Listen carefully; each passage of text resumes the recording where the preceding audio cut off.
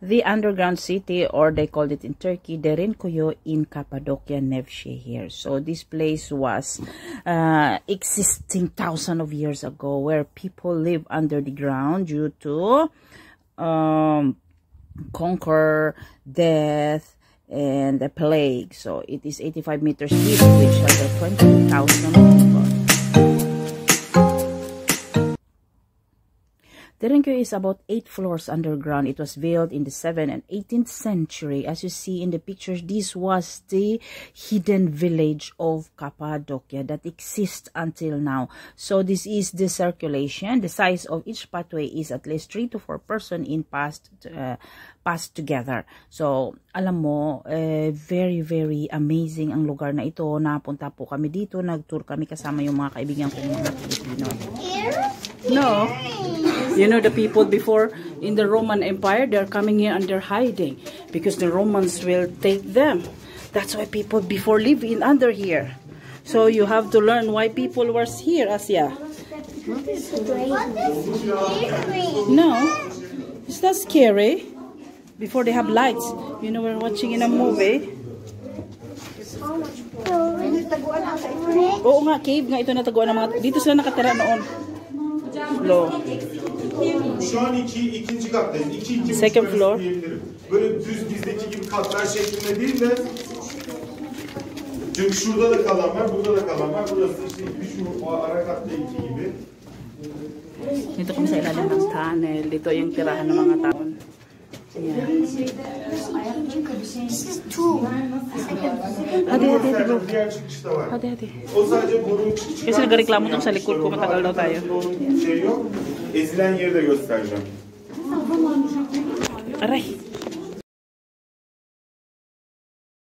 Yukarıda da üstte de havalandırma boşluğu var. Bunların bazıları kapanmışlar. Dediğim gibi 20'ye yakın burada sürekli sirküle olması için havanın 20 tane boşluk var. Bu mesela katta burada var. Sonra örnek veriyorum buradan yerden açıyor. Yani 5-8 kata kadar aç.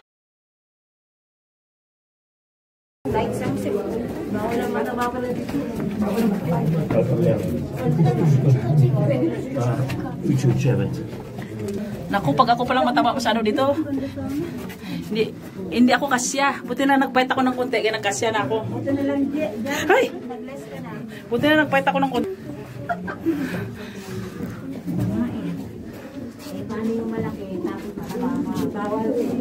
Hindi ako pumasok dito. Tingnan mo, ang space. Kasi be careful, slowly.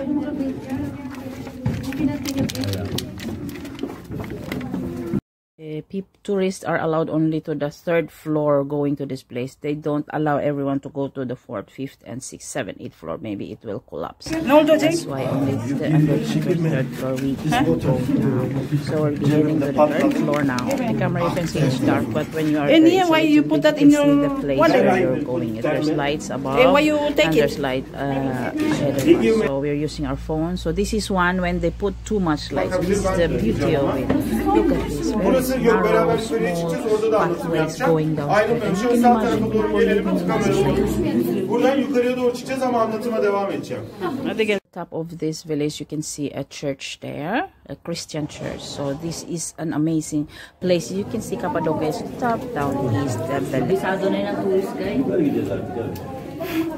May problema nyo kung mawala kayo dito. Balik tayo mo na yung damit mo. Kung wala tayo dito, tingnan natin eh. Hindi tayo makalabas. Oha. Baba gele miyo burda. Alay. Buni ha. Alay. Tingnan nyo. Oh, pangga ng ulo ko. Oh, pangga ng ulo ko. Dito payat. Dapat pala ito payat ka pumunta sa tunnel. Kasi nung naunang panahon wala namang mataba. Payat lahat ng mga tao. Kaya ganito. Healthy. Nakain nila puro.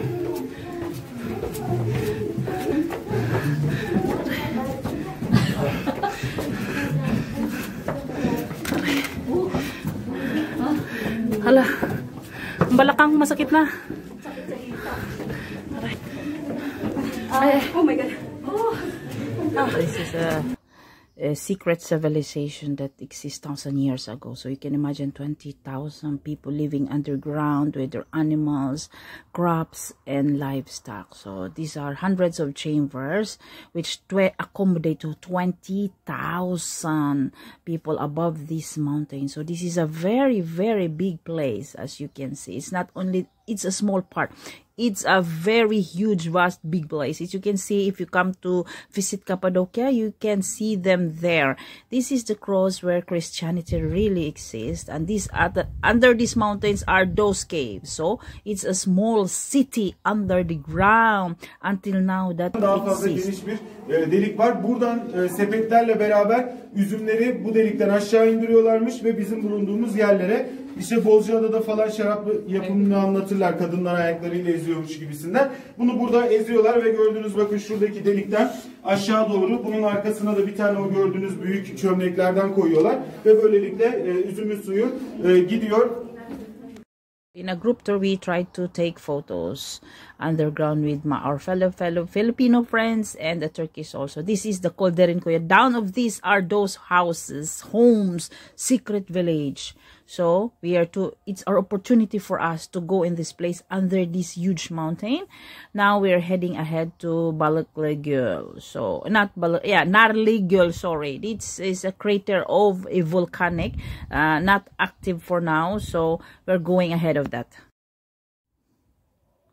So you can see these are the entrance of those village. This is the churches that we can see, and this is a beautiful Cappadocia during springtime. So you can see balloon there.